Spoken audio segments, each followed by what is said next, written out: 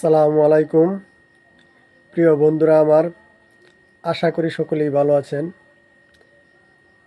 আজকের এই ভিডিওর মাধ্যমে আমি কিছু প্রয়োজনীয় টিপস আপনাদেরকে দিব, যেগুলি আমি বাস্তব উপলব্ধি করতে পারলাম।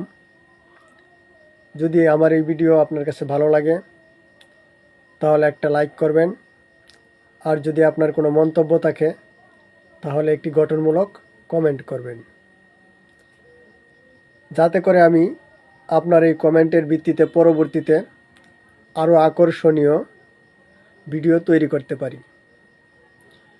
আমরা মনে করি যে মানুষ যদি পরিবারের মধ্যে বেশি হয় তাহলে সমস্যা, এটা আমরা প্রাথমিকভাবে মনে করি।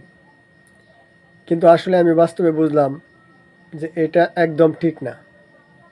কারণ আপনার ফ্যামিলিতে যদি প্রয়োজনের 2-4টি লোক থাকে তাহলেই যথেষ্ট হয়ে যায় না। ধরেন আপনার ফ্যামিলিতে আপনি, আপনার ওয়াইফ, আপনার একটা ছেলে, একটা মেয়ে। এখন আপনার ফ্যামিলিতে একজন মানুষ অসুস্থ, হাসপাতালে ভর্তি, থাকতে হবে। এখন বলেন, আপনার মেয়ে অথবা ছেলে যদি অসুস্থ হয়, হাসপাতালে যদি থাকেন, তাহলে কে থাকবে? আপনারা দুজন তো একজন থাকতে হবে। কিন্তু আপনার ওই পরিবারে যদি 5 থেকে 7 জন লোক থাকতো তাহলে বিষয়টা কীরকম হতো? এরকম আরও অনেক বিষয় আছে। অনেক সময় মনে করেন কিছু আচার অনুষ্ঠান আছে, এইগুলিতে অনেক সময় মানুষ যাইতে পারে না, অ্যাটেন্ড হইতে পারে না। কেন?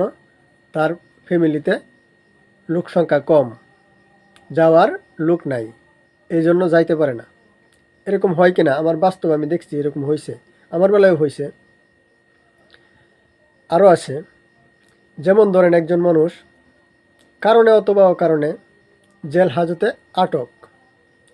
এখন ওই ব্যক্তির খোঁজখবর কে নিবে? অতিরিক্ত একটা লোক থাকলে ভালো হয়। আপনি যে যাবেন, আপনার তো ওই দিনের কাজ নাই মায়ের। যদি আপনি শ্রমিক মানুষ হন তাহলে তো লস, ডাবল লস। এরপরে আপনি যদি অফিসার হন, আপনাকে ছুটি নিতে হবে।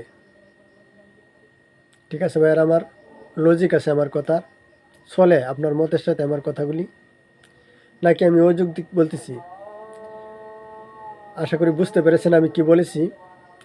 আসলে পরিবারের মধ্যে লোক সংখ্যা বৃদ্ধি হওয়াটাও একটা নিয়ামত,